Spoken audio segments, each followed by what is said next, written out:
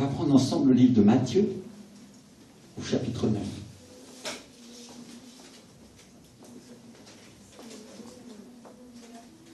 Matthieu, chapitre 9, c'est dans le Nouveau Testament. Tout le monde a une Bible.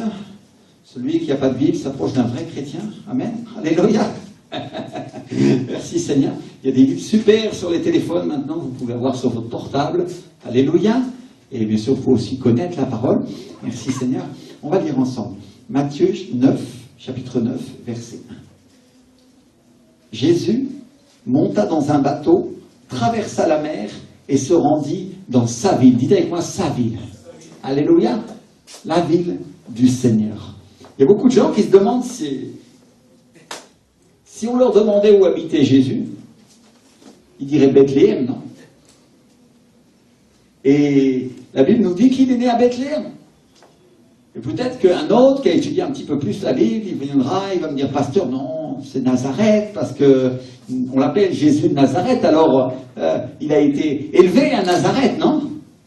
Et si on regarde un petit peu la parole de Dieu, on va se rendre compte que ce passage ne nous parle pas de Nazareth.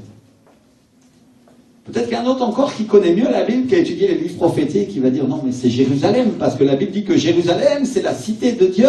Jésus est venu à Jérusalem. Et mon frère, ma soeur, je suis désolé de contredire ça, mais ce passage parle d'une petite ville de Galilée nommée Capharnaüm. Dites avec moi Capharnaüm. La ville de Naoum, Capharnaüm en hébreu. La Bible nous parle de cette ville, elle nous parle d'une petite ville sur le bord de la mer de Galilée, que Jésus appelait sa ville. Alors pour la plupart des gens, ce passage-là, il n'aurait pas beaucoup de sens, parce qu'ils liraient ce passage en pensant qu'il s'agit d'un détail. Mais si tu vas à Capharnaüm, tu vas trouver une plaque à l'entrée des ruines qui dit « Ceci est la ville que Jésus a appelée sa ville ». Dites avec moi, sa ville. Amen. Il y en a qui ont été en Israël. Il y en a qui ont vu cette plaque. Alléluia. Et en Marc, au chapitre 2, la Bible nous parle de Jésus qui vient à Capharnaüm et qui dit quelques jours après, il revint à Capharnaüm et on apprit qu'il était à la maison. C'est évident que ce jour-là, Capharnaüm, il était dans sa maison. Parce que si tu veux savoir où est sa maison, c'est pas compliqué. C'était la maison de Pierre. Je ne sais pas si vous imaginez un petit peu, parce que Dieu qui a son trône au ciel, qui s'est fait homme, qui est descendu sur cette terre, avait une maison et dormait dans un lit, comme toi et moi. Et dans la maison de Pierre, il n'y a pas d'homme plus béni sur la face de la terre qui puisse dire, quand le Fils de Dieu, quand le Créateur de l'univers est venu sur terre, il a dormi dans ma maison. Alléluia. Il y en a ici qui peuvent dire ça. Jésus a dormi dans ma maison, il a dormi dans mon lit. Pierre, oui, il pouvait dire ça. Alléluia. Il est venu en chair et il a dormi chez moi. Et je crois que si c'était ton cas, tu regarderais le Seigneur toute la nuit en train de dormir. Et c'est arrivé il y a 2000 ans dans la maison de Pierre. C'est là qu'il s'est reposé. Dis avec moi, reposé. Amen. Alléluia. Et Pierre savait que c'était le Fils de Dieu. Rappelez-vous que ce que disent les Écritures. Que Jésus il a demandé, qu'est-ce que les hommes disent que je suis? Et Pierre a répondu, tu es le Fils de Dieu. Et il savait que celui qui se reposait dans sa maison, c'était le Créateur de l'univers. Si on lit le livre du prophète Zacharie, on trouve un verset qui dit, ils ont fait reposer son esprit sur le pays du Nord. Alléluia. La traduction Osterwald en français nous dit, ceux qui sont sortis vers le pays du Nord ont fait reposer son esprit sur le pays du Nord.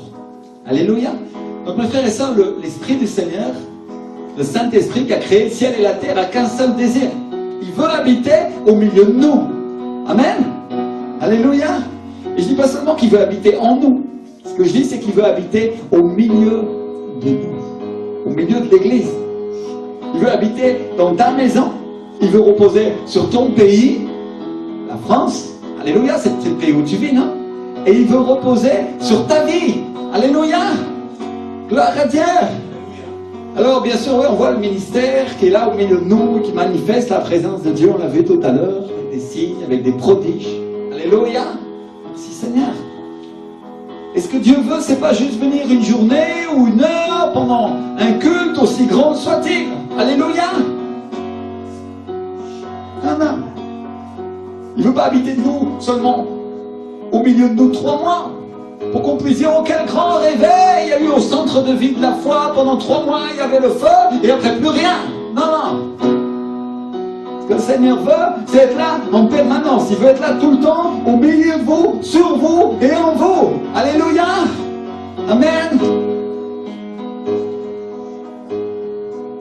Certains vont dire, oh l'année où le Seigneur s'est manifesté, où l'Esprit du Seigneur s'est emparé de l'Église. Il y a beaucoup d'églises à qui c'est arrivé. Une manifestation de la présence du Saint-Esprit a commencé à enflammer l'Église et les gens pendant jour et nuit dormaient plus. Et ils adoraient Dieu, ils glorifiaient le Seigneur, il y avait un changement profond. Mais après, plus rien. Non, non, c'est pas ça que le Seigneur veut. Le Seigneur veut rester et que ce soit permanent en nous. Alléluia. Alors parfois il tempère un petit peu parce qu'il veut que nous ayons ce désir, nous ayons cette connaissance et nous comprenions qui il est. Alléluia. Merci Seigneur.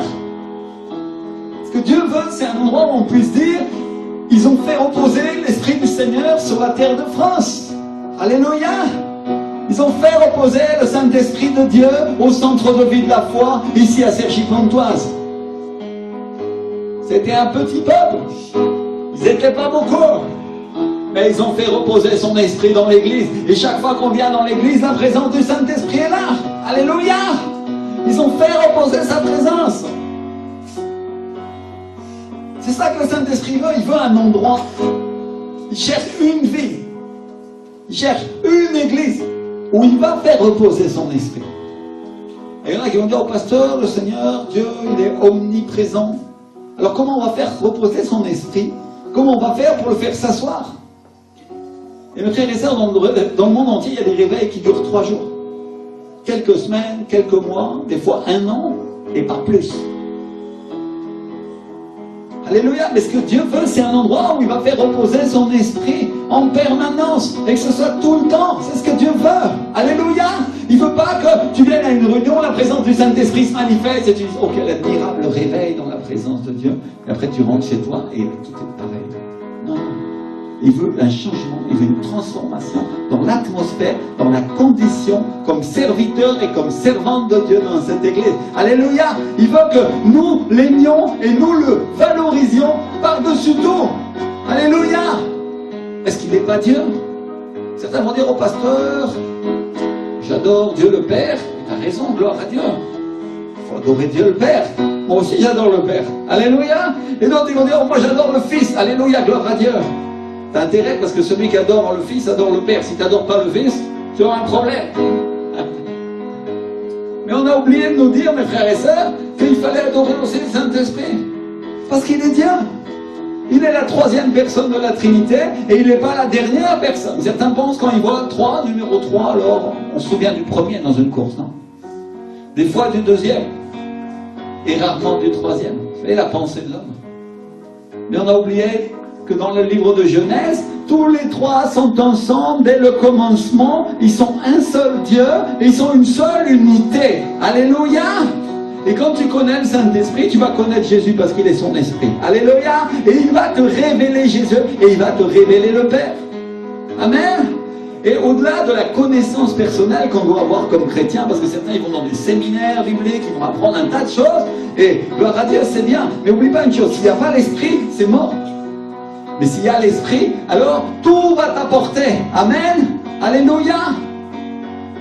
Il y en a qui ont fait des études bibliques parmi vous. Amen. Levez la main ceux qui ont fait des études bibliques. Il y en a ici? Un petit peu? Vous savez que moi, mes premières études bibliques, ça a été avec le Saint-Esprit. C'est lui d'abord qui m'a formé, et après j'ai fait des études bibliques, et récemment j'ai pu avoir un doctorat. Gloire à Dieu. C'est-à-dire, je n'ai pas commencé par étudier la parole, et après, j'ai cherché le Saint-Esprit. Non. D'abord, le Saint-Esprit s'est révélé à moi, et après, j'ai commencé à étudier sa parole. Vous comprenez ce que j'essaye de dire? Ce que Dieu veut, c'est que sa présence repose sur vous, et il va transformer tout ce que vous avez appris. Tout ce que vous avez étudié, il va le mettre dans votre cœur, pour que sa présence se manifeste. Alléluia. Et tu vas dire au pasteur, comment le Seigneur va le faire maintenant parce que c'est trop tard, je suis déjà âgé, il s'est passé ceci, il s'est passé cela. Laisse-moi te donner un témoignage. Il y a un pasteur anglican qui est allé au Centre mondial de réveil à l'église de mon pasteur en Colombie pour voir. Il y a même des curés catholiques qui viennent parce qu'ils voient qu'il se passe quelque chose de la part de Dieu là. Des religieux et les anglicans comme religieux, ils sont assez forts, faut avouer. Tout est intellect, malheureusement.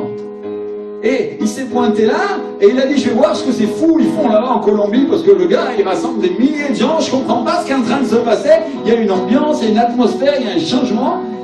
Et il s'est assis là avec les pasteurs, parce qu'il était pasteur. Et vous savez ce qui s'est passé? Le Saint-Esprit l'a touché pendant un queue. Et il est rentré chez lui. Et quand il est rentré chez lui, son église s'est transformée et les gens ont commencé à être remplis du Saint-Esprit. C'est-à-dire, Dieu a donné la vie à toute la connaissance intellectuelle qu'il avait appris sur la parole de Dieu en un instant. Et quand il est rentré, tout est devenu vie. Alléluia. Gloire à Dieu. Dieu peut le faire. Là, c'est une question de foi. Vous n'avez pas de foi. Ça tombe bien parce qu'ici, on est dans une église qui a un nom prophétique, qui s'appelle Centre de vie de la foi. Alléluia. Je n'aurais jamais pensé donner un nom comme ça, mais le Seigneur, il a le sens de l'humour. Amen. Merci Seigneur. Amen. Alléluia. Donc Dieu cherche une église, Dieu cherche une ville, Dieu cherche une nation, Dieu cherche un groupe de gens duquel on va pouvoir dire, ils m'appartiennent et en vérité, ils sont mes amis. Alléluia. Merci Seigneur. Et la question qui suit, c'est pourquoi beaucoup de gens, beaucoup d'églises n'obtiennent pas ça. Qu'est-ce qui fait que l'Esprit du Seigneur ne peut pas rester à un endroit en particulier pendant beaucoup de temps dans leur vie? Et la réponse est simple, c'est la chair. Dis avec moi la chair. La Bible et l'apôtre Paul, dans le livre de Galates, elle nous décrit les œuvres de la chair en Galates 5, 19. Elle nous dit que les œuvres de la chair sont manifestes, que c'est l'impudicité, l'adultère, l'immoralité sexuelle, la fornication, la débauche, la lascivité. On parle de ceux qui attirent les autres sexuellement, que c'est pas leur mari, c'est pas leur femme, et ça leur plaît. On parle de l'idolâtrie, de la magie, des inimitiés, des querelles, des jalousies, des animosités, des disputes, des divisions, des sectes, de l'envie, de l'ivrognerie, des excès de table et des choses semblables. La chair, dis avec moi la chair. En gros, tout ce que fait notre corps, tout ce que fait notre être naturel pour ne pas obéir à Dieu, parce qu'il n'est pas soumis à l'Esprit de Dieu. Quand tu fais ta propre volonté, c'est une œuvre de la chair. Ça revient à adorer un Dieu, à adorer une idole qui est ton moi. Moi, je fais ce que je veux parce que moi, je suis mon propre Dieu. C'est comme ça les gens de dehors, non?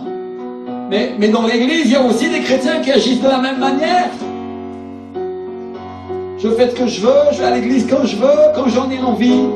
Parce que même si la parole de Dieu me dit d'y aller, même si elle me dit de me réunir, j'interprète la parole comme je veux. Et à ma propre sauce, parce que je suis mon propre Dieu. À moi, c'est pas un pasteur qui va me dire ce que je dois faire, et encore moins la Bible. Au lieu de il. Ma volonté au lieu de la sienne. Jésus lui fait à l'envers. Dis avec moi à l'envers. Lui, il a basculé.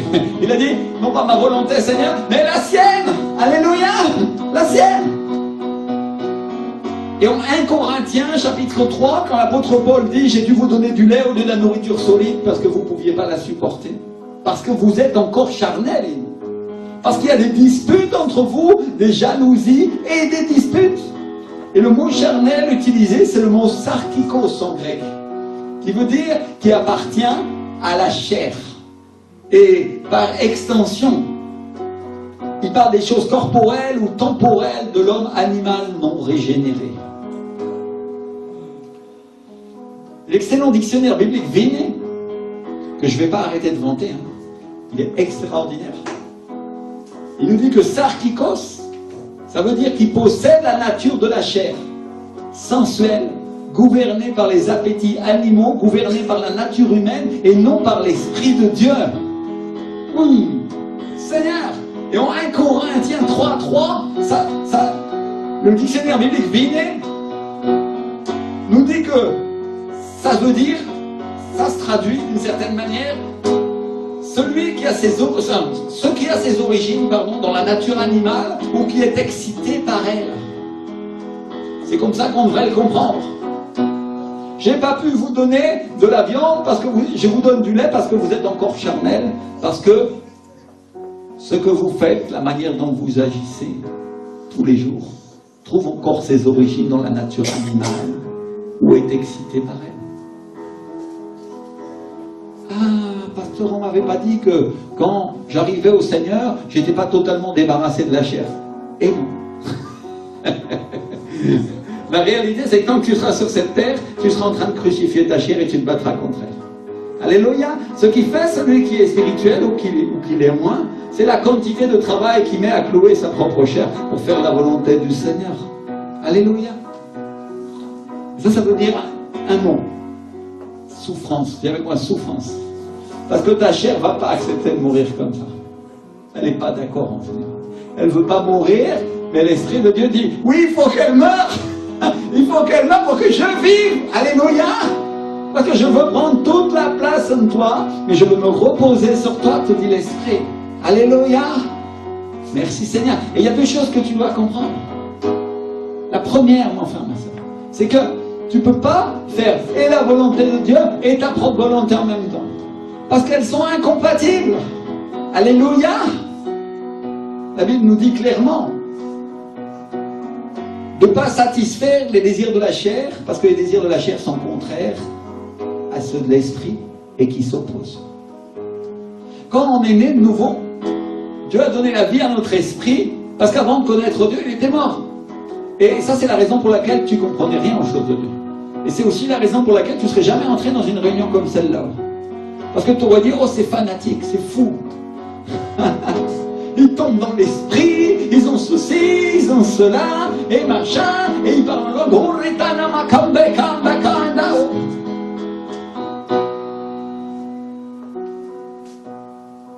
Et ça, c'est ce que tu pensais avant. Mais quand tu nais de nouveau, ton esprit vit, il commence à devenir sensible à Dieu. Dis avec moi, sensible à Dieu.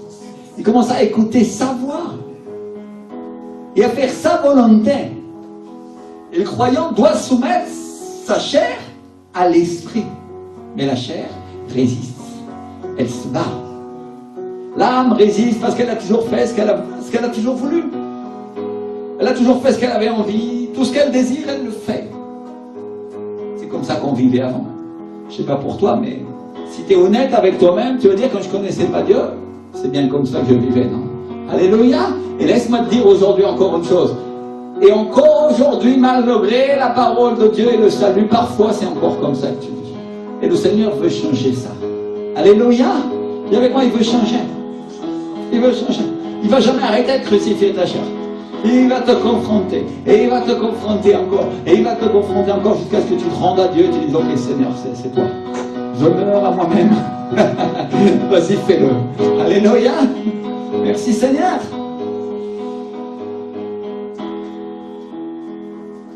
Et une fois qu'on est de nouveau, l'ordre de Dieu doit s'accomplir en nous.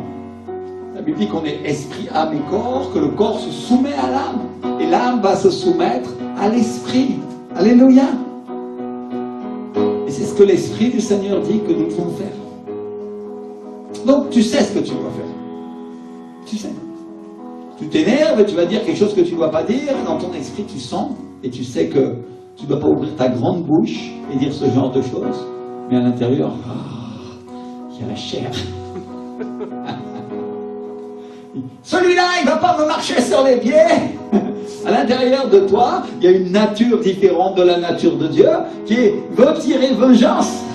Ça t'est arrivé de la sentir? Ou alors tout le monde ici est un pharisien hypocrite qui blanchit les yeux, qui dit « Je suis innocent de toutes choses. Ils sont tous des pécheurs. » Parce que si ton attitude c'est ça, tu ne vas jamais trouver Dieu. Je te le dis d'avance, parce que là tu perds ton temps. Mais si ton attitude c'est Seigneur, ok, je reconnais. C'est vrai. À l'intérieur de moi, il y a une nature que quand mon époux me dit quelque chose, j'ai envie de... Et même si j'ai l'air gentil, gentilleux, j'ai envie de lui répondre. Non? Et pareil pour le mari, non? mari dit, celle-là, si un jour je pouvais l'étrangler, il ne va pas lui dire, bien sûr, il va dire, oh chérie, je t'aime. Mais à l'intérieur de lui, il est fâché. Parce qu'elle a fait encore je ne sais pas quoi, que ça ne lui plaisait pas. Et voilà, la chair. Dis avec moi la chair. Vous comprenez le problème de la nature de la chair? Dans le couple, elle est exacerbée forcément, parce que on vit ensemble, alors on se voit plus et on connaît nos défauts. Ça veut dire qu'on doit se respecter plus. Et on doit se pardonner plus aussi. Dis avec moi, pardonner plus. Alléluia. Merci Seigneur. Gloire à Dieu. Merci mon Dieu.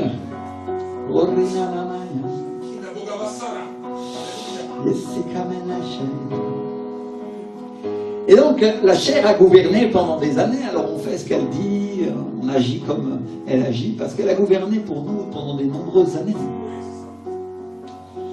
Et moi, je suis venu te dire une chose, si tu veux que l'Esprit de Dieu habite près de toi, ta chair ne peut pas gouverner. Elle ne peut pas. Parce que c'est soit l'un, soit l'autre. Ou c'est lui qui dirige, ou c'est toi. Vous avez déjà vu les pilotes du vol Rio-Paris? Il y en a qui ont suivi cet accident terrible dans lequel l'avion s'est crashé. Vous saviez c'était quoi le problème? Le problème que Airbus a identifié, c'est qu'il y avait un défaut de conception. Et quand un pilote appuyait sur un des joysticks et l'autre dans l'autre, l'avion prenait en compte les deux commandes et pas une seule. Ça veut dire qu'il y a un pilote qui montait, l'autre qui disait descends l'avion. Imagine que toi tu fasses ça avec le Saint-Esprit dans ta propre vie. C'est moi qui commande, parce que ta chair est là en train de se battre avec lui, et l'Esprit dit non, c'est moi. Et toi tu dis non, c'est moi. Et on passe notre vie comme ça, et on a une vie pitoyable, mes frères et sœurs, c'est la réalité. Alors déjà, quand tu commences à reconnaître, c'est le premier pas vers la sainteté ou vers la bénédiction, parce que la liberté de Dieu va commencer à venir. Alléluia. Il y a quelque chose que Dieu va commencer à faire, qui s'assomme dans ton cœur, et ton cœur devient plus sensible à l'œuvre de l'Esprit, et tu commences à savoir plus quand c'est mal et plus quand c'est bien aussi. Alléluia. Merci Seigneur. Dis avec moi, je suis plus attentif. Plus attentif. Merci Seigneur. Alléluia. Donc la chair ne peut pas gouverner. Les passions sont là, l'envie est là, l'inimitié est là, mais il y a aussi la paix, il y a l'amour et il y a la foi. Il y a une balance qui se crée. Il y a aussi la bonté, il y a la simplicité, il y a la patience. Et tout ce que tu désires. Et la question, c'est que si tu te soumets au Saint-Esprit, il va rester. Dis avec moi, il va rester. Mets-toi à sa place. Est-ce qu'il va m'obéir? Tu vois, le Saint-Esprit est là, il est là sur la salle, et comme tout à l'heure, ça s'est passé, ce qui s'est passé tout à l'heure, je vous l'explique rapidement. L'Esprit du Seigneur est là, il parle au pasteur, il dit telle personne et telle personne. Parce que l'Esprit est venu et il a regardé. C'est son heure, c'est son moment pour recevoir. Si à la fois, Dieu lui donne. Alléluia. Mais Dieu vient te voir à chaque moment dans ta chambre, à chaque moment dans ta vie, et il attend pour se poser sur toi. Je vais vous partager une expérience que j'ai vécue hier, que je vis souvent. Le matin, je me suis mis à prier, il y avait la présence de Dieu, c'était waouh, super agréable. Puis l'après-midi, on a fait des choses, j'ai été faire un jogging avec mon fils, on a couru, bien fatigué, alors après on a regardé la télé, comme ça, et le soir, ma femme allait faire à manger. Et j'étais en train de dire, ah Seigneur, j'ai pas encore assez entendu ta voix aujourd'hui. J'ai besoin de sentir ta présence. Et je ne sais pas ce qui s'est passé. Le Saint-Esprit est rentré, wam, dans la salle. Et il a commencé à me parler. J'étais, alléluia. Enfin, ma soeur, si tu es ouvert et disposé à sa présence, il va venir quand tu t'y attends pas. Et il va vouloir rester avec toi. Alléluia. Un jour, j'étais en train de regarder un film comme ça. Et d'un côté en moi, il y avait quelque chose qui voulait regarder le film. Parce qu'il était bien le film. Pour une fois, il n'y a jamais rien à la télé ce jour-là. et j'étais, je veux voir ce film, mais le Saint-Esprit, sa présence était tellement agréable. Et à un moment, tu sais ce qu'il m'a dit? Il m'a dit, je vais regarder avec toi. J'ai dit, il veut être avec toi, mon frère, ma soeur. Je ne sais pas si tu comprends ce que j'essaie de dire. Certains vont dire au pasteur, tu n'es pas spirituel, tu aurais dû lui dédier tout ce temps. Je lui ai dédié un temps. Mais il y a un moment où il m'a dit, je vais être avec toi. Et ça pour me dire, je veux être avec toi tout le temps, quand tu fais toutes choses. Alléluia. Et je me suis juste, j'ai réfléchi en moi-même et j'ai dit, c'est vrai, je ne m'étais pas rendu compte. Je le savais. J'étudie la parole, ça fait un moment que je connais beaucoup de choses sur lui, mais je le savais là, qu'il est avec moi tout le temps. Mais je ne m'étais pas rendu compte, là, dans mon esprit, qu'à chaque instant, en fait, il était là. Et ça veut dire une chose. Il fallait que je lui accorde plus de place dans mon cœur pour savoir qu'il est là. Alléluia. Tu veux devenir une terre où repose son esprit, ouvre-lui ta porte. N'importe quand. Tu puisses venir quand il veut. Tu puisses te dire ce qu'il a envie de te dire. Tu puisses passer avec toi le temps qu'il a envie de passer. Et quand toi, tu sens que tu n'es pas assez rempli, alors tu t'assois le nombre d'heures qu'il faut, jusqu'à ce qu'il vienne. Alléluia. Parce que ça change ta vie. Parce qu'une minute dans sa présence fait que la vie et la nature céleste que Dieu a mis en toi commence à s'enflammer et tu commences à devenir ardent pour Dieu. Alléluia. Et des fois, je sors au centre commercial et les gens me regardent comme un extraterrestre. Et au début, je ne comprenais pas. Parce qu'ils voient en moi quelque chose que je ne vois pas dans le miroir, mais qui est la nature de Dieu. Parce que je passe du temps avec lui. Et ils disent, cet homme-là, il n'est pas comme les autres, mais je ne comprends pas pourquoi. Et comme ils ne connaissent pas Dieu, ils ne savent pas identifier de quoi il s'agit. Et ils regardent comme ça, comme si je venais de Jupiter. Je redescendais avec une soucoupe volante, parfois, ce serait pareil. Parce que la présence de Dieu sur ta vie fait qu'il y a quelque chose de différent sur toi. Alléluia. Enfin, ma soeur, mon pasteur, un jour, une dame est venue sonner à sa porte et sa femme l'a reçue.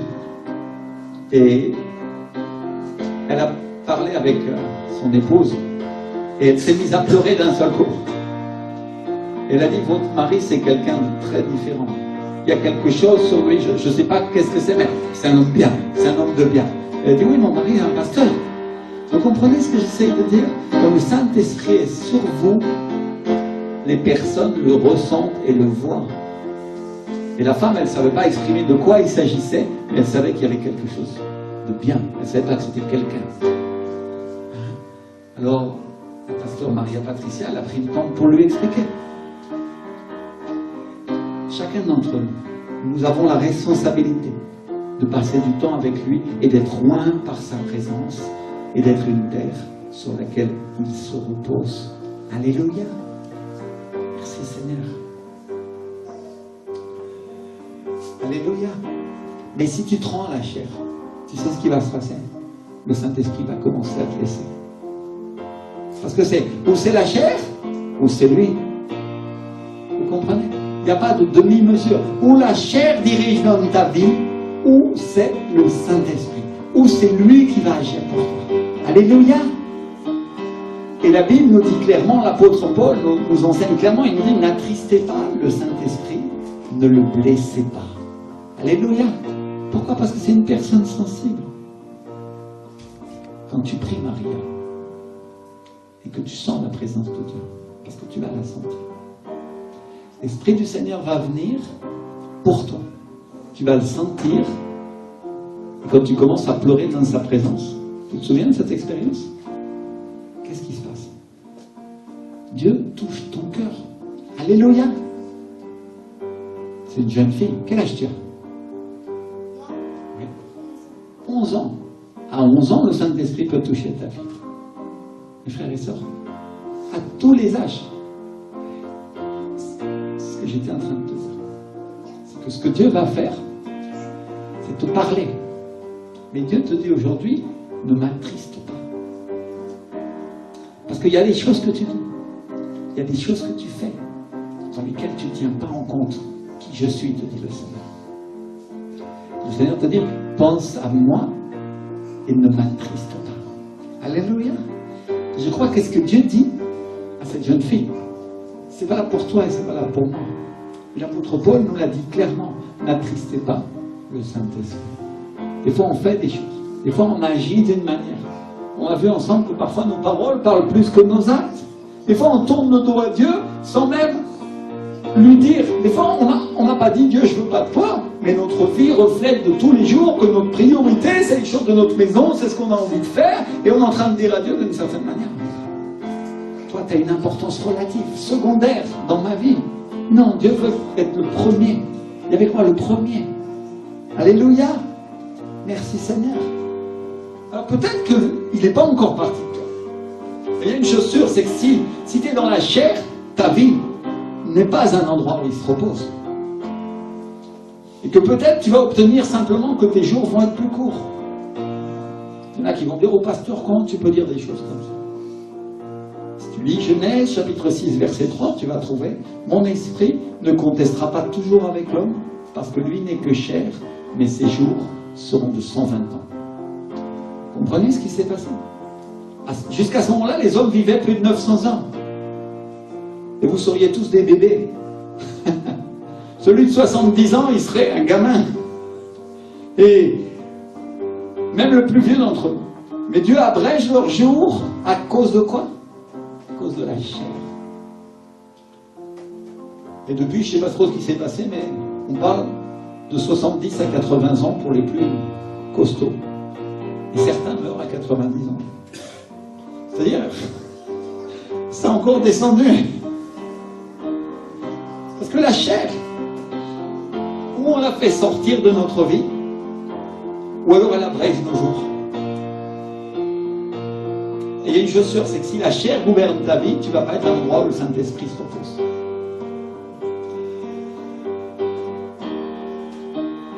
Dans le livre du prophète Ésaïe, au chapitre 63, verset 9, la Bible nous dit « Dans toute leur détresse, ils n'ont pas été sans secours. Et l'ange qui est devant sa face les a sauvés. Il les a lui-même rachetés. Dans son amour et sa miséricorde, et constamment il les a soutenus et portés aux anciens jours. » Et au verset 10, il dit « Mais ils ont été rebelles, ils ont attristé son Saint-Esprit, et il est devenu leur ennemi, et il a combattu contre eux. »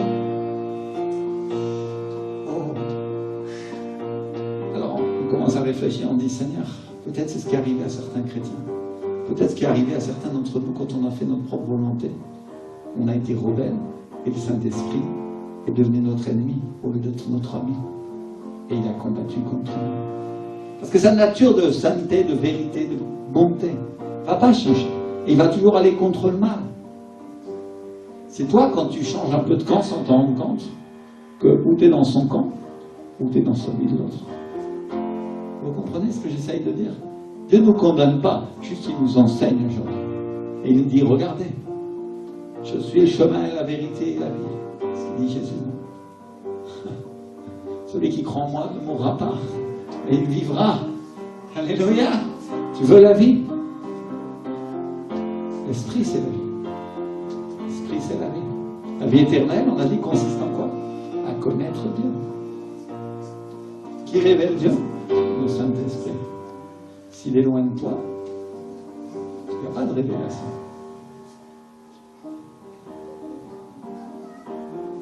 Et la Bible nous dit qu'ils ont été rebelles. Il y avait quoi, rebelles? C'est-à-dire qu'ils n'ont pas voulu obéir. Et ils se sont inventés des lois, ils se sont fait des codes, ils se sont fait des traditions pour ignorer la loi de Dieu, pour ne pas lui obéir. C'est pour ça que Jésus dit aux pharisiens et aux scribes, il leur dit, hypocrites, vous anéantissez fort bien le commandement de Dieu pour garder votre tradition. Parce que Moïse a dit, honore ton père et ta mère, et celui qui maudira son père ou sa mère sera puni de mort. Mais vous, vous dites, si un homme dit à son père ou à sa mère, ce dont j'aurais pu d'assister corban, c'est-à-dire c'est une offrande à Dieu, vous ne laissez plus rien faire pour son père ou pour sa mère, annulant ainsi la parole de Dieu par votre tradition que vous avez établie. Et vous faites beaucoup d'autres choses semblables encore. Jésus était direct. Hein. Il leur dit, regardez, vos traditions vous privent de moi. Vous comprenez ce que j'essaie de dire? Parce qu'il y a les apparences religieuses. Il y a quoi les apparences? Et s'il y a quelque chose qui énervait Jésus par-dessus tout, c'était les apparences religieuses. Il l'a dit à ses disciples dans la barque. Et ils sont assurés d'écrire noir sur blanc pour que toi et moi, qui sommes des disciples du Seigneur, on puisse le savoir. Gardez-vous du levain des pharisiens qui est l'hypocrisie. Dis avec moi l'hypocrisie. Et il n'a pas dit ça à la multitude, il l'a dit aux 12.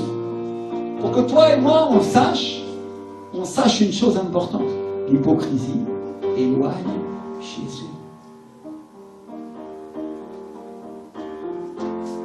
Si t'es hypocrite, il s'en va. C'est pour ça que c'est tellement important de livrer son cœur à Dieu, en vérité. Et il y a des traditions mauvaises, parce qu'il y a aussi des traditions qui sont bonnes. Mais les traditions que les Juifs, ils observaient à Jérusalem, elles ont fait sortir Jésus en courant de la ville. Il est parti. Mes frères et sœurs, moi je suis venu vous dire qu'il y a des traditions qu'observent certains chrétiens dans l'Église et qui font de l'Église un club social, qui font de l'Église un endroit où règne l'apparence, ou un endroit où on se montre, au lieu de faire de leur vie un endroit où le Saint-Esprit vit. Vous croyez que Jésus va rester? Non. Il veut un endroit où il peut vivre. Alléluia. Gloire à Dieu. On s'aime, nous, les frères et sœurs, c'est vrai. Mais notre priorité, c'est pas ça. Notre priorité, c'est lui. Alléluia. Merci Seigneur. Notre priorité quand on vient rendre un culte, c'est que sa présence se manifeste et soit au milieu de nous. Merci Seigneur. Si après on peut passer du bon temps ensemble, gloire à Dieu, c'est un plus. Mais chaque chose doit rester à sa place. On est bien d'accord? La bataille de la pensée, parce qu'il y en a beaucoup d'entre nous qui luttent ici avec des arguments de la raison et ils oublient ceux de l'esprit. Si tu lis le livre de Luc au chapitre 4, tu vas trouver que Jésus est parti de Jérusalem parce qu'ils n'ont pas cru en lui. Tu vas trouver qu'il ne faisait aucun miracle parce qu'ils ne croyaient pas. La Bible dit qu'il est parti de Nazareth et qu'il est venu habiter à Capharnaüm. C'est-à-dire, si tu es un incrédule, en clair, voilà l'histoire qu'on va écrire de toi. Il a laissé telle personne parce que c'était un incrédule et il est venu habiter dans le cœur de tel autre parce que lui, il est devenu un croyant. Jésus, il ne va pas changer ou transgresser sa parole. Pour toi. Non, non. Il est la vérité et la vie. C'est toi qui dois changer pour être comme lui et non pas lui qui doit changer pour être comme toi tu le veux. Alléluia, on est bien d'accord? Merci Seigneur. Et donc il croyait à sa puissance, il croyait à ses promesses. Quand Jésus part de Nazareth, il le fait à cause de l'incrédulité. Et la raison pour laquelle il choisit Capharnaüm, moi je vais vous dire pourquoi. Parce qu'il le désirait. Alléluia. Il voulait de lui dans leur cœur. Et ce jour-là, il s'accomplit en partie en lui une prophétie de l'Écriture qui est écrite dans le livre du prophète Agé, qui dit « Encore un peu de temps et je ferai trembler les cieux et la terre, je ferai trembler toutes les nations, et il viendra, celui qui est désiré par toutes les nations. » Alléluia, ça c'est le livre du prophète Agé, chapitre 2, verset 7. Celui qui est quoi? Désiré par qui? Par toutes les nations. C'est-à-dire, si tu veux pas de lui, t'inquiète pas, il y a des gens dans les nations qui vont vouloir de lui, crois-moi. Alléluia. Et il y a une nation qui est à la tête et à la pointe en ce moment, c'est la Colombie. Et moi, je ne suis pas un Colombien, mais je voudrais l'être. Et vous savez pourquoi? Parce que le Saint-Esprit est là-bas. Parce qu'il bouge avec puissance et il y a un réveil extraordinaire. Parce que les gens veulent de lui, ils l'aiment. Alléluia. Le secret d'avoir la présence de Dieu, c'est ça. Seigneur, je veux de toi. Comment? Je ne sais pas, mais tu vas le faire. Viens au moins, Saint-Esprit. Alléluia. C'est une personne. Et certains, ils viennent, ils essayent de convaincre le pasteur, d'autres, ils essayent de convaincre les hommes, les leaders. Essaye de convaincre Dieu, mon frère, ma soeur, qui sont en toi. Et tous les autres vont être convaincus par ce qui se passe au travers de toi. Alléluia. Et pourquoi je dis partiellement? Parce que cette prophétie, elle parle à la fois de sa venue et de son retour. Elle parle du nouveau temple, elle parle de la nouvelle alliance, et elle parle aussi du retour de Jésus à la fin des temps. Ce que je suis en train de dire, c'est que les gens qui étaient à Capharnaüm, ils avaient une attitude différente de ceux qui étaient à Nazareth. Dis avec moi l'attitude. L'attitude du cœur. Eux, ils désiraient Jésus. Eux, ils étaient capables de l'observer, ils étaient capables d'être avec lui pendant des jours, et de manger, d'écouter sa parole. Alléluia. Ils pouvaient rester sans nourriture pendant 3 jours. Vous avez déjà lu ça? Jusqu'à ce que le Seigneur, finalement, il est miséricordieux, il fasse un miracle et il multiplie les pains pour qu'ils puissent rentrer quand même avec des forces. Parce qu'ils avaient soif d'écouter le Messie, soif d'écouter le Dieu vivant. Ils avaient faim, ils désiraient Dieu de tout leur cœur. Et ils se bousculaient pour venir l'écouter. Et du coup, Jésus, il avait même des sérieux problèmes pour prêcher l'évangile, parce qu'on trouve qu'il était obligé de monter sur une barque, parce que la foule s'agglutinait, Il n'y avait pas des équipes de sécurité comme on peut avoir aujourd'hui à Bercy, je ne sais pas où. C'est quoi le nouveau truc à la mode, l'Arena, je ne sais pas quoi, là, à la Défense, là, où les chanteurs, ils vont chanter, là. Il n'y avait pas tout ça pour empêcher les gens de se masser, ou... Non, non. Alors, ils montent sur une barque et ils demandent à ce qu'on éloigne la barque. Parce que comme ça, au moins, les gens ne vont pas tous venir à la nage. Parce que tout le monde voulait être près de lui. Tout le monde voulait recevoir de lui. Alléluia. Tout le monde voulait se tenir dans sa présence. Et les gens voulaient le toucher. Parce qu'il y avait une puissance qui sortait de lui et qui guérissait les malades. Il y avait quoi, une puissance? Et tu sais cette puissance, qui c'est? Le Saint-Esprit. Alléluia. Le Saint-Esprit sortait de Jésus et il guérissait les gens. Il les restaurait, il les bénissait, il les libérait quand ils avaient des démons. Il y en a qui voulaient la bénédiction, il y en a d'autres qui voulaient la guérison. Et lui, il était obligé de monter sur une barque et l'éloigner du rivage pour qu'on ne puisse pas l'approcher pendant qu'il prêchait la parole. Parce que la première chose que les gens voulaient faire, c'était toucher. Ou être touché par le Seigneur. Alléluia. Alors pour qu'au moins ils écoutent l'enseignement jusqu'à la fin, ils montaient sur la barque et après ils faisaient ce qu'il avait à faire. Imaginez-vous la situation. On parle de gens qui étaient des croyants, il y avait des gens qui croyaient vraiment. Et il y en a, ils avaient tellement le désir de recevoir les choses de l'esprit dans leur cœur qu'eux, ils n'allaient même pas attendre jusqu'à la fin de la prédication, ils se battaient parce qu'ils voulaient l'imposition des mains, ils voulaient quelque chose de la part de Dieu. Alléluia, mon frère, ma soeur.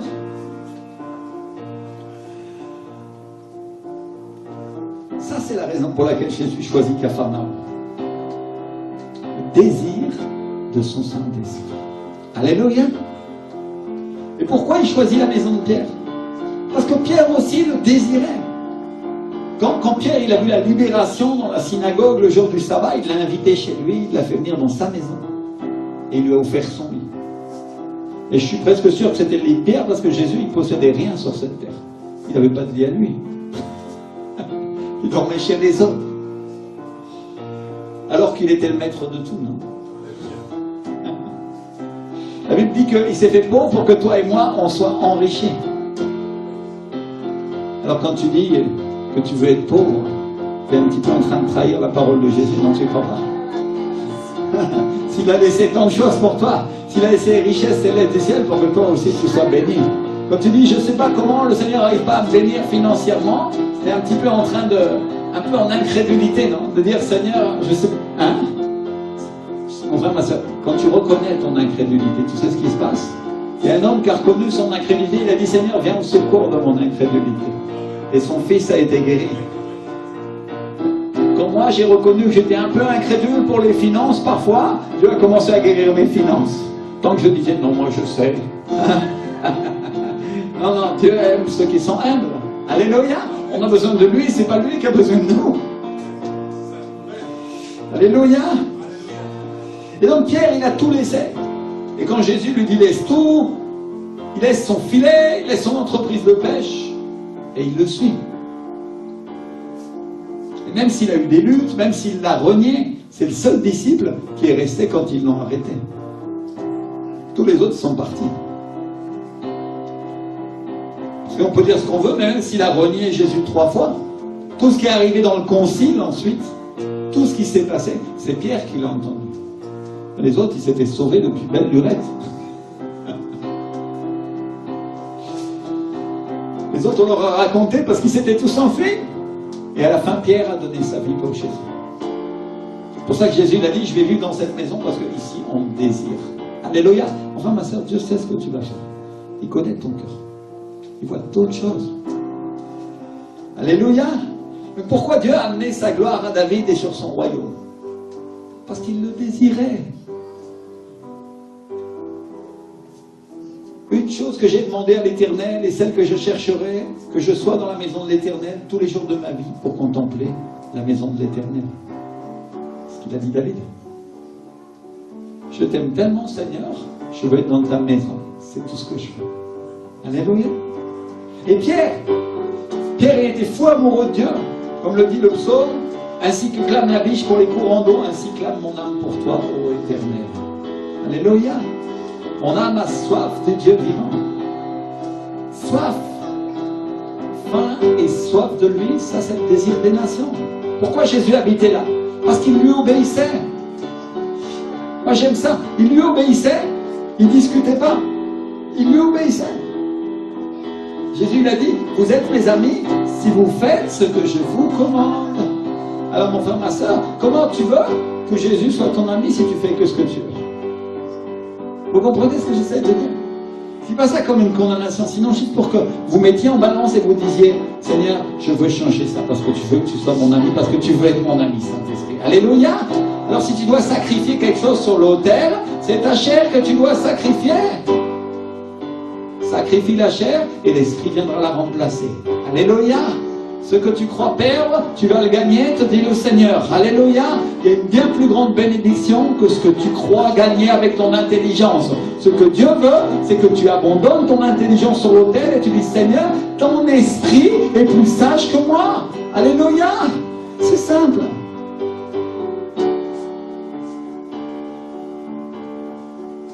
Donc Jésus dit, vous êtes mes amis si vous faites ce que je vous commande. Parce que le serviteur ne sait pas ce que fait son maître, mais l'ami sait tout. Parce qu'il va tout lui dire. Il va tout dire si tu es son ami. Le Seigneur, il dit à Saoul, parce qu'il avait déjà commis de nombreuses erreurs, il lui dit, va et détruis Amalek et tout ce qui l'appartient. Et lui, il n'a pas obéi aux ordres au pied de la lettre. Et il épargne le meilleur du troupeau et il épargne le roi. Et Dieu le déshérite. Écoutez bien ça. Le Saint-Esprit se sépare de Saoul parce qu'il n'obéit pas au pied de la lettre à tout ce que lui a demandé de faire. Oh. Alors mon frère, ma soeur, tu sais ce que tu as à faire. Parce que Jésus, il dit à ton cœur ce que tu dois faire.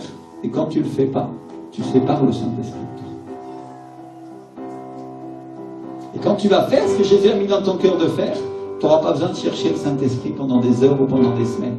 Parce que chaque fois que tu t'assiras pour penser à lui, il sera là et il t'attendra. Alléluia! Vous comprenez ce que j'essaie de dire? Ceux qui disent, je n'entends pas la voix de Dieu, ceux qui disent, j'arrive pas à écouter la personne du Saint-Esprit comme tu es en train de me dire, pasteur. Il y a des choses de la chair que tu dois sacrifier. Il y a des choses que Dieu t'a parlé que tu dois faire, que tu dois laisser sur l'autel, et tu vas voir comment Dieu va venir remplir ta vie. Et quand tu auras besoin de lui, l'Esprit te parlera, il sera avec toi. Simplement. Alléluia! Alors on parle de Capharnaüm, mais c'est la ville la plus privilégiée. Parce qu'ils ont vu sa gloire, ils ont vu ses miracles, ils ont vu ses libérations, et ils ont été enseignés par le Fils de Dieu. Alléluia. Lui, il a appelé cette ville sa ville, la ville de Jésus, parce qu'il a laissé Nazareth et il est venu vivre à Capharnaüm. Et on parle d'un privilège éternel. Alléluia. Et pour Pierre, il a vécu dans sa maison. Il a vu sa gloire. Il l'a amené au monde de la transfiguration et il lui a laissé voir sa gloire. Alléluia, il lui a laissé voir l'Esprit de Dieu. Merci Seigneur. Et donc toutes les expériences surnaturelles les plus fortes, Pierre était là. Il y a la résurrection de la fille de Jaïros, le chef de la synagogue. Pierre était là. Il se tenait là et il regardait. Et c'est le seul disciple qui a marché sur les eaux. Et il a été aussi le seul disciple dont l'ombre a guéri les malades. Et Jésus l'a appelé son ami. Alléluia. Et le Saint-Esprit te dit aujourd'hui, je vais seulement dans la maison de mes amis. Je me repose dans la maison de mes amis. Alléluia. Mon frère, ma soeur, sur toute la terre, les gens clament, les gens prophétisent, les gens chantent, les gens enseignent et prient pour le réveil. Alléluia. Et le Seigneur te dit, mais moi, je fais reposer seulement mon esprit sur la maison de mes amis. Alléluia. Abraham, il est appelé ami de Dieu. Et quand Dieu vient pour détruire Sodome et Gomorrhe, la Bible dit qu'il est passé par la maison d'Abraham. Il n'avait pas besoin de passer par là.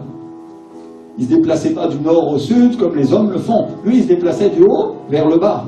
C'est un peu plus direct comme trajet, non? Alléluia. Du ciel sur la terre. Mais il se déplace pour passer par la maison de son ami. Et il dîne avec lui. Et Sarah lui prépare un chevreau. Et là, il lui dit tout ce qu'il va faire. Pourquoi? Parce que quand tu es ami avec Dieu, il va te raconter tout ce qu'il fait. Tout.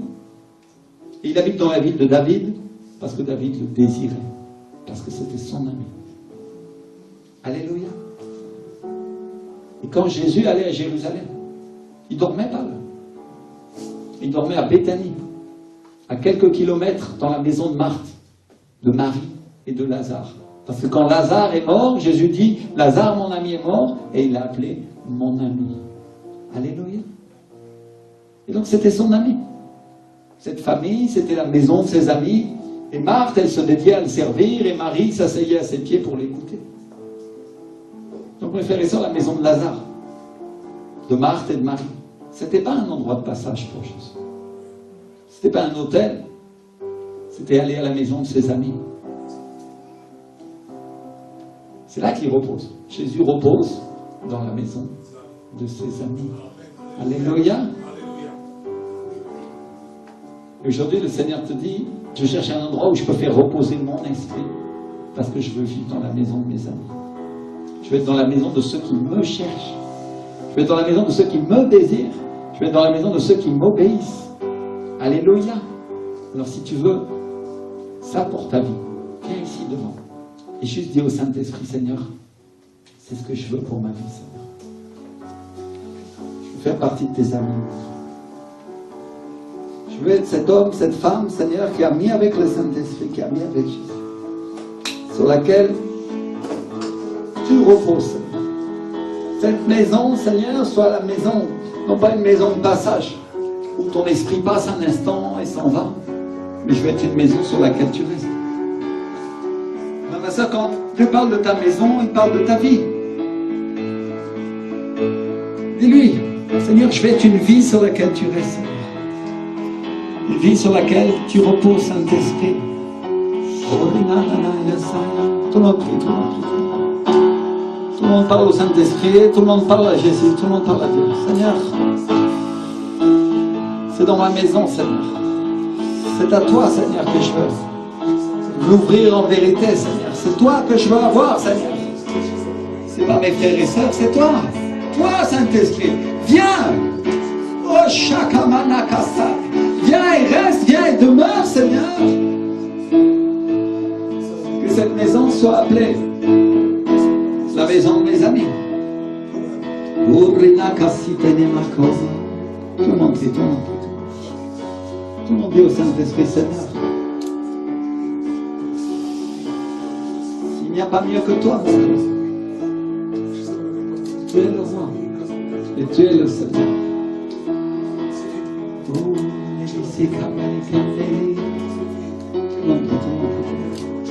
Cher Saint-Esprit, remplis.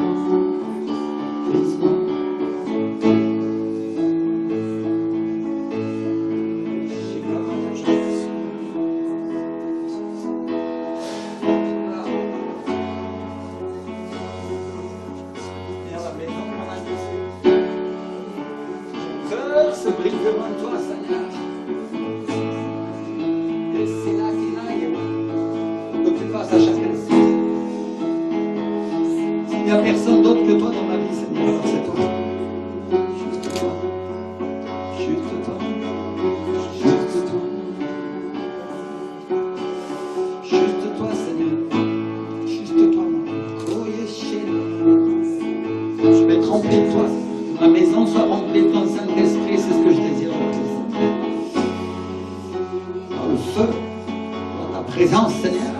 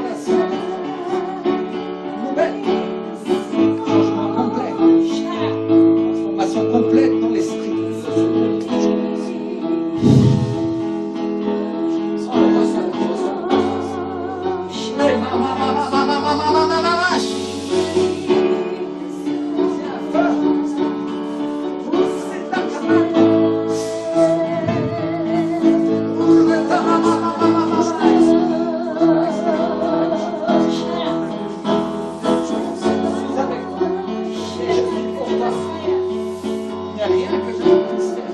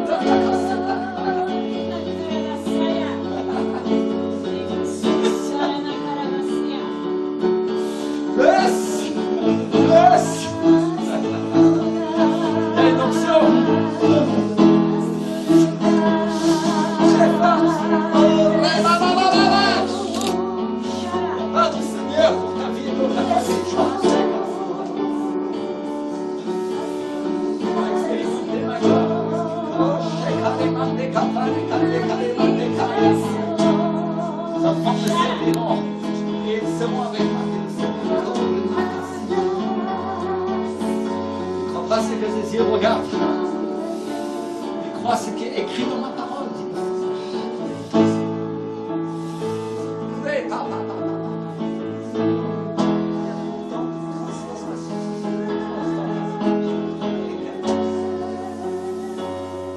Ils sont très forts sur cette femme, car elle est cassée. Tout le monde prie, tout le monde prie, tout le monde prie.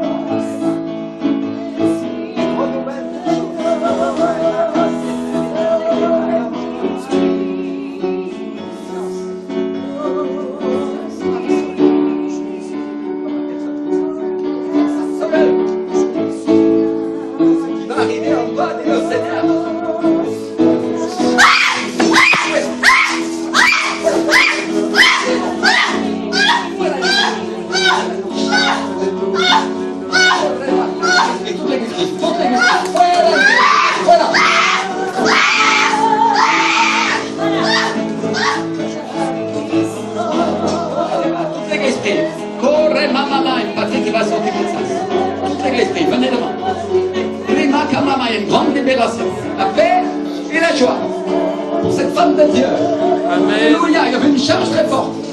Le Seigneur te dit, tu ne craindras plus désormais. Toute l'église, toute l'église.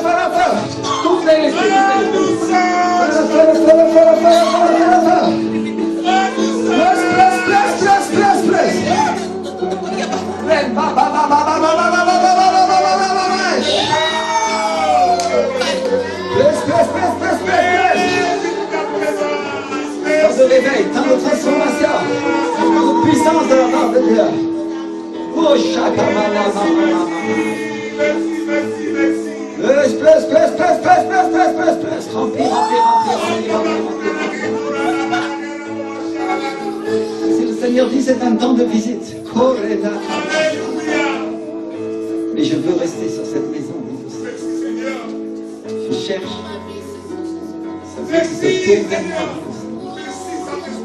Et qu'il m'accueille avec joie. N'oubliez pas, maman.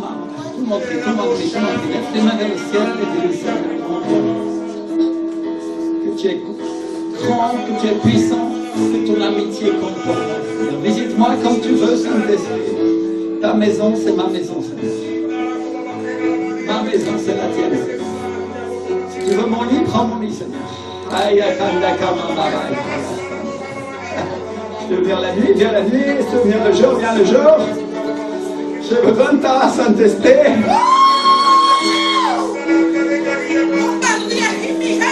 C'est toi qui tourne. Oh, viens glorifier Jésus.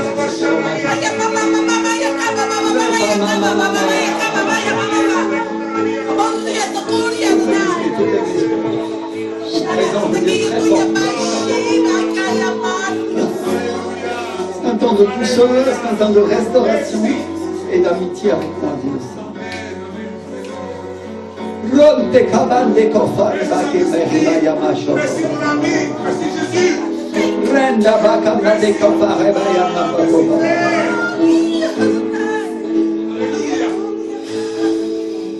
Alléluia. Alléluia. Nous t'exaltons et nous te glorifions, Seigneur Jésus. Alléluia. Marie, approche-toi bien. Je veux que toute l'église lève les mains pour cette jeune fille. Tu sais que le Seigneur t'aime.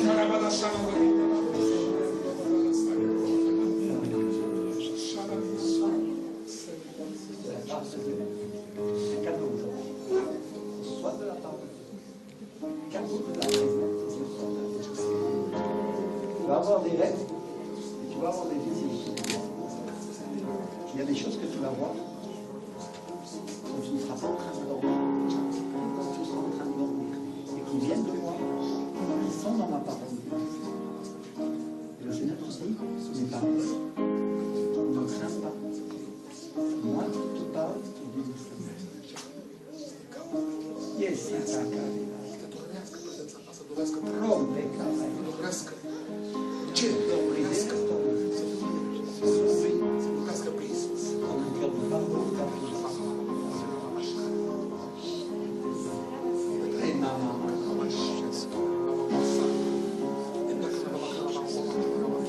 Sois du Saint-Esprit.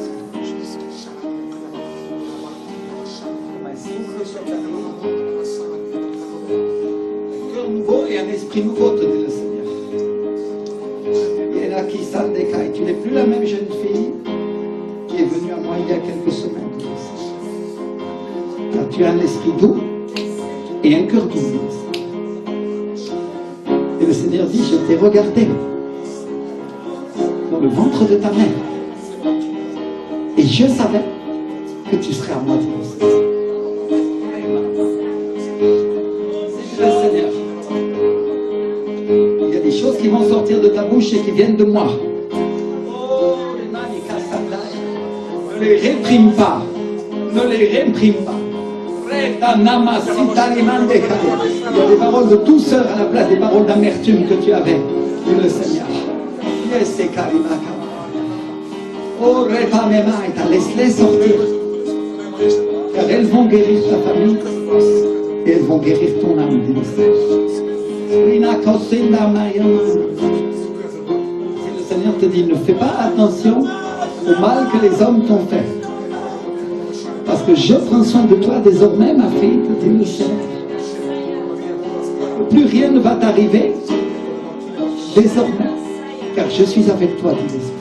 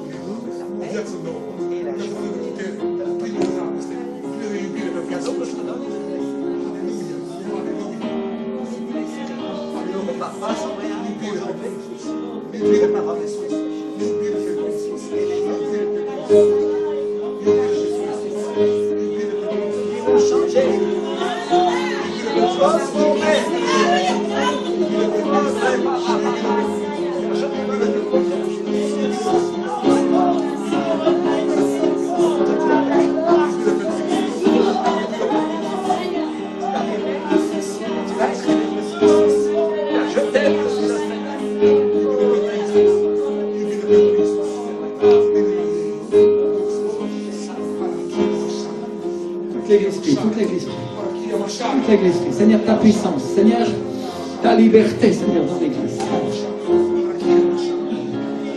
Alléluia, alléluia. Ainsi celui qui cherche trouve. Et à celui qui frappe, on ouvre. Oh!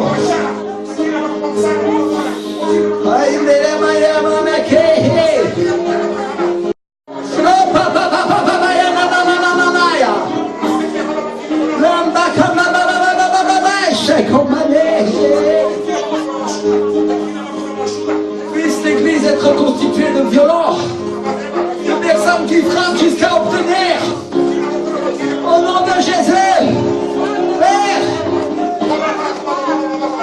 jusqu'à obtenir leur miracle, Seigneur. Oh! Que ce soit eux qui extirpent l'onction du pupitre, Seigneur. Voilà ma prière comme pasteur, comme ton serviteur aujourd'hui. Oh, chacun a mamaya.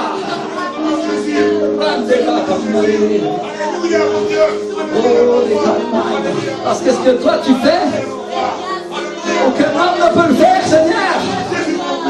Et s'ils ont soif, alors qu'il retiendra le flot de ton Saint-Esprit, Seigneur. Oh! Alléluia! Alléluia! Soif et faim de ta personne, Seigneur. Soif et faim de toi, Saint-Esprit. Au nom de Jésus, Seigneur. Amen. Et amen, Seigneur. Alléluia. Alléluia. Oh, merci Jésus. Merci. Alléluia. Alléluia. Et même ma femme, tu vas la jouer. Alléluia. Et mon frère, ma soeur, c'est comme ça quand la présence du Seigneur vient. Alléluia. Il y a des manifestations, il y a des signes. Alléluia. Et il y a des prodiges. Alléluia. Et personne ne sait encore ce qui vient, mais Dieu en réserve des choses pour ceux qui l'aiment. Alléluia. Alors parce que nous t'aimons, Seigneur Jésus, aujourd'hui, on veut te donner un fort applaudissement, Saint-Esprit. Fort applaudissement, Seigneur. À toi la gloire, à toi l'honneur et à toi la puissance. Au nom de Jésus de Nazareth. Amen. Et amen, Seigneur. Alléluia. Au nom de Jésus. Fort, fort, fort, fort. C'est bon, Seigneur. Gloire à Dieu. Merci, Seigneur. Alléluia. Et je voudrais inviter tous ceux qui voient cette vidéo, venez en grand nombre, parce que le Seigneur a des choses pour vous. Il a des choses en réserve pour ceux qui l'aiment. Il a des choses pour toi. Viens les chercher, viens les recevoir, parce qu'il y a quelqu'un qui t'appelle. Et c'est Jésus. Il se tient à la porte de ton cœur et il frappe. Et si tu lui ouvres, alors il dînera aujourd'hui avec toi. Alléluia. Alors si tu veux dire Seigneur Jésus, je te tourne le dos, pardonne-moi. Je me repens de ça. Je me tourne vers toi. Et je t'accepte comme mon Seigneur et mon Sauveur. Alors, tourne-toi vers cet écran. Lève tes mains vers le ciel et dis, Seigneur Jésus, j'ai été pécheur. Je te demande pardon. Je me suis détourné de toi. J'ai tourné le dos pendant des